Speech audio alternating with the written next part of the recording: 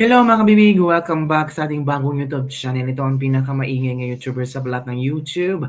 Ako si Kabibig, maglebak-lebak na daw with evidence. Ito talagang si VP Sara. Mahilig mag-joke. Pero yung joke niya, depende na sa inyo kung double meaning ba yun o hindi. VP Sara ginawang hostage. Si Senator Amy Marcos. At ito kabibig ha. Nako, may tataasan naman ang kilay. May sasabi na naman, ayaw na namin mabudol ulit. Senator Robin Padilla, harap-harapang ibinulgar sa Kuala Lumpur. Kasi ngayon, nag-attend si VP Sara kasama ang ilang mga politiko sa Independence Day celebration sa Kuala Lumpur. Nandun si VP Sara, mga kabibig. Opo.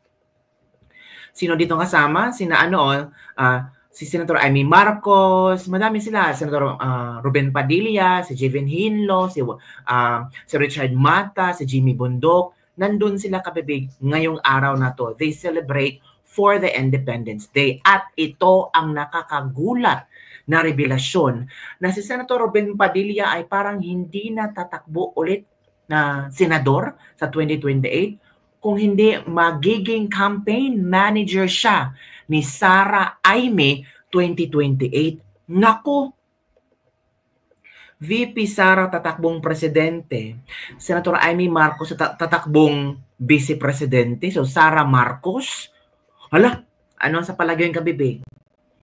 Ox ba ninyo ang Sara Amy sa 2028? Nako po.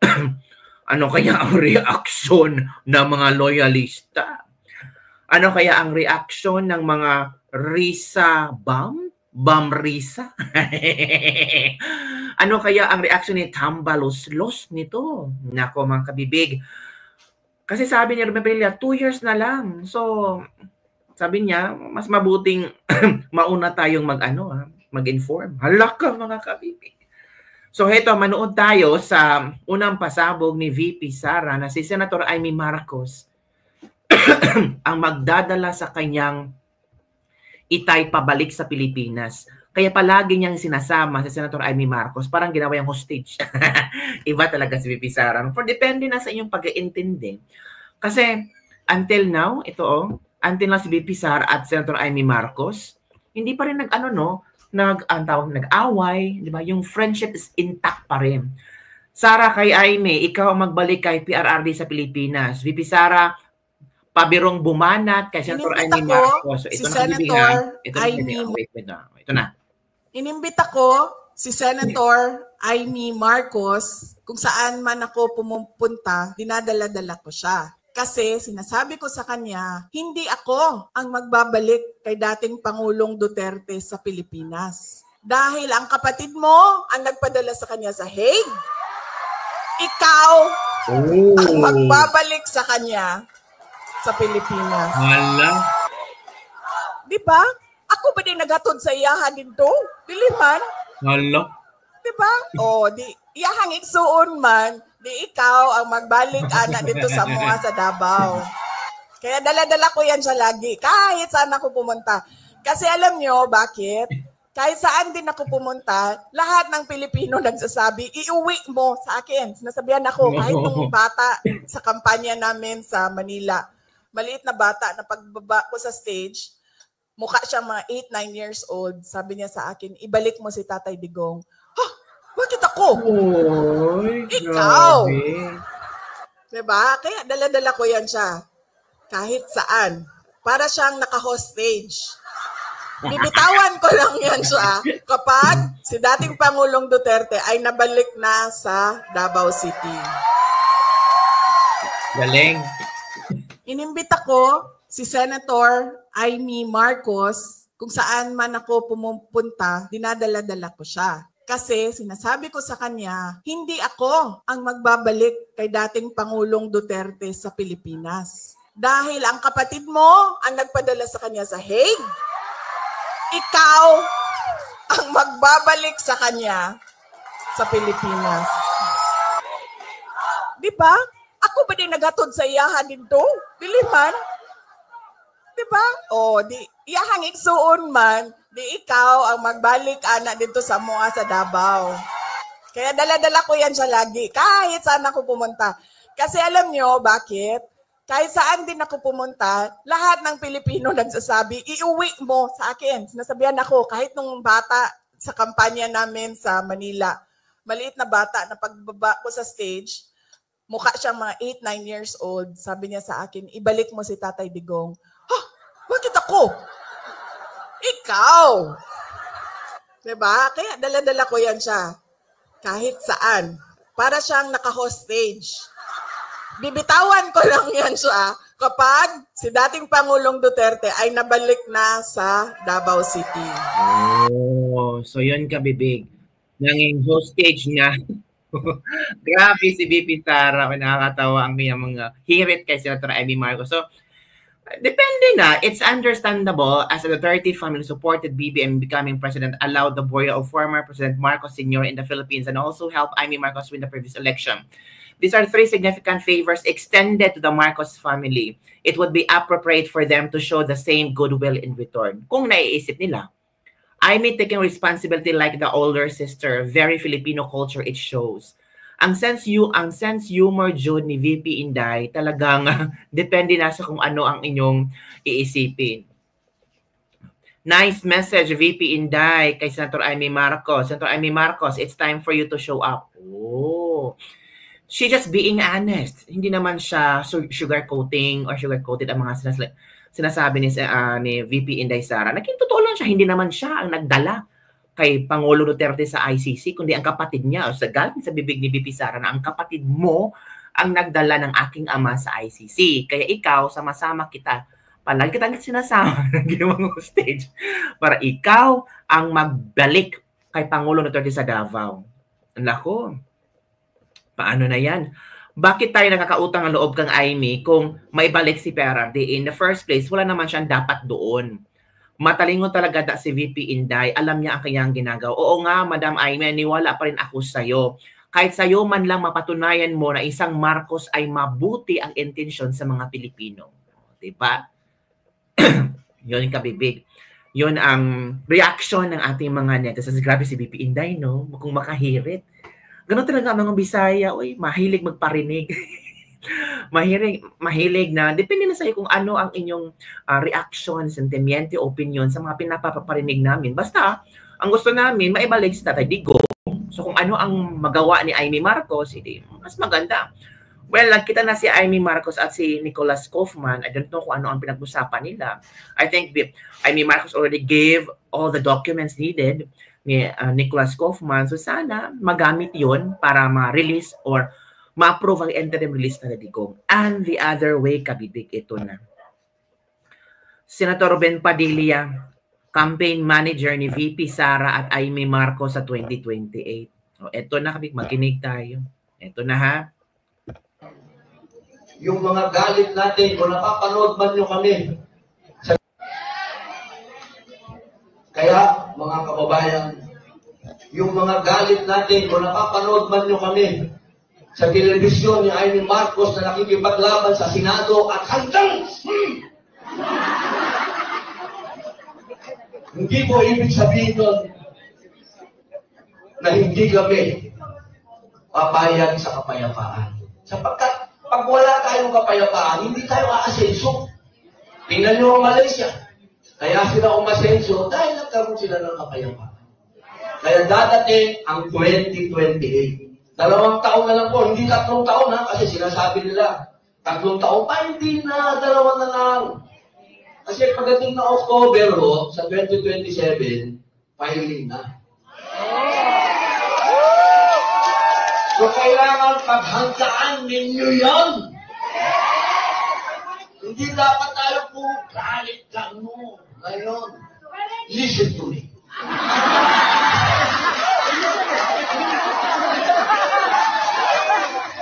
Friends, Filipinos and countrymen, lend me your ears.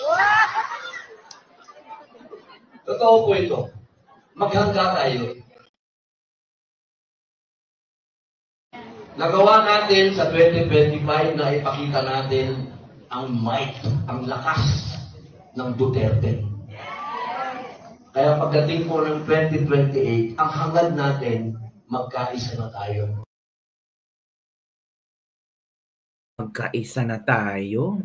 Yun ang sabi ni Ruben Padilla. So ano ang ibig sabihin niya? Nako, anong ibig sabihin ni Senator Ruben Padilla, mga kabibig? So eto, kabibig ba, may nabasa akong komento o statement ni Senator Ruben Padilla. Ito, i-share ko sa inyo kung ano ang kanyang statement. Baka sabihin niyo naman gawa-gawa ko na maging campaign manager siya ni VP Sara at Amy Marcos. So eto, sabihin niyo, galing ito sa pulso ng bayan sabi niyo, si Ruben Padilla hindi politiko. Si Ruben Padilla sa 2028 campaign manager ako ni Inday Sara Duterte at Amy Marcos. Sinabi yan ni Senator Ruben Padilla na magiging campaign manager siya ni Senator Amy Marcos at VP Inday. So ito ba ay isang pahiwatig na si Sara Duterte ay tatakbong presidente sa 2028 at katandim niya si Senator Amy Marcos sa 2028? Nako, ano sa palagay nyo, kabibig? Comment down below kung ano ang inyong feelings. Ano ang inyong komento, opinion hinggil dito. Ramdam nyo ba na magkaroon ng Sara Amy sa 2028? Kasi kung hindi makauwi si Tatay Digong, ay palagi itong nasa tabi si Amy Marcos ni VP Sara. Kasi hostage niya. Inday talaga. So walang kawala si Amy Marcos. So do you think ano kaya ang reaction ng mga netizen hinggil dito? So ito ang mga komento ng ating mga netizen. Basahin natin, kabibig, ha. Alam mo naman ang mga netizens. Ako, Bongo for Vice President daw. Inday, Bongo po, maganda. If possible, no more Marcos sa presidency and vice sa Pinas. Kakaloka. So pwede namang VP Sara and Amy Marcos. Kasi so far, yung friendship nila, kahit anong klaseng problema, pati nga si Senator Amy Marcos, itinakwilan sa pamilya, pero sabi na iba, baka part lang ng drama nila na manatili ang Marcos sa posisyon. Pero naramdaman naman natin kung ano ang ginawa ni Senator Amy Marcos sa pagdepensa kay VP Sara Duterte, mga kabibig, diba?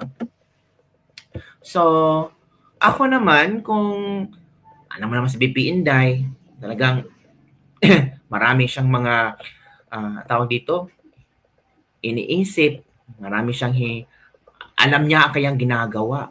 Ito isang sentimiento ito ni Senator Amy Marcos noong sinupalpal niya si Risa Hontiveros. I think narinig niyo na ito, nabasa niyo na ito, napanood niyo na ito. Itong speech ni Senator Amy Marcos ng SKL. Sa motion ni Senator Judge De La Rosa at Senator Judge Cayetano, basta't maliwanag na ititigil ang proseso hanggat di natutupad ang dalawang kondisyon na sinaad ng ating amendment. Ang sabi, accountability? Accountability ba talaga? May dalawang SKL ako dyan. Una, SKL, share ko lang na si VP Inday Sara ay sinampahan ng kaso sa Komisyon ng Audit, ang COA, sinampahan ng kaso sa Supreme Court, sinampahan ng kaso sa iba't iba pang korte, sinampahan ng kaso ng Department of Justice, pati na rin ng PNP, at sinampahan ng kaso ng disbarment. At kanina lamang, may panibagong isasampang 612 million na namang confidential fund ng OVP at ng Department of Education. Walang tigil na kaso. Kung accountability ang tunay na gusto ng mga birit ng birit, bakit hindi paghusayan ng mga kaso para panagutin si VP Inday sa mga yan? May multa yan, may kulong if ever mapatunayan. Aba, damang-dama ang accountability kapag ganyan. Itong impeachment na inipit, inupuan, nilimliman, minadali, ibinalibag sa Senado sa dulo ng sesyon. Ito ay ang pinakamaliit na iskinita ng accountability na yan. Itong ipinipilit na impeachment, aminin man nila o hindi, ay para lamang manira ng imahen ng isang publiko at walang uuwian, kundi pag-disqualify kay VP Inday Sara para sa eleksyon ng 2028. Yun lamang ito. Pinahihirapan pa natin ang ating mga sarili. Alam naman nating lahat, tayo at ang sambayanan. Hindi accountability ito. Tungkol ito sa pagpigil kay VP Inday Sara para sa 2028. Huwag na tayo mag-production number. Yan ang gustong puntiryahin. Kaya ang pangalawa kong SKL, ikalawa SKL, saan ka lulugar? Kapag umuo ka sa pagpatuloy ng impeachment, magpadala ka sa mga ambisyoso ng 2028. Kapag pinadismiss o pinaremand mo naman, sasabihan kang pinoprotektahan mo si Inday. SKL, sang kalulugar? Ako sa tama. Magpakatotoo tayo, mga kapatid na hukom at senador. Malayo pa ang 2028. Maraming gutom at naghihintay ng serbisyo mula sa Senado. Hindi tanga ang Pilipino. Alam natin ang motibo at tunay na pakay ng mga lulong sa ambisyon at kapangyarihan. Maraming salamat po. So yun, Kabibig, okay na ba yun para maniwala tayo na pwedeng maging tandem si Amy Marcos kay VP Sara Duterte? Ano sa palagay nyo? Komento ng mga netizen dito. Hindi maganda Amy at Sara. Dapat Sara Bongo. Depende na sa inyo, oy, kung sino ang bubutuhan nyo. Pero so far, ang dapat unahin natin yung presidente. Ang dapat pag-alis ni Bongbong, hindi na sila makaupo ulit. Diba? Never again. So yun ang, Kabibig, ang ating latest libag-libag for today. Don't forget to like, subscribe, and share this video. Bye everyone. See you next time.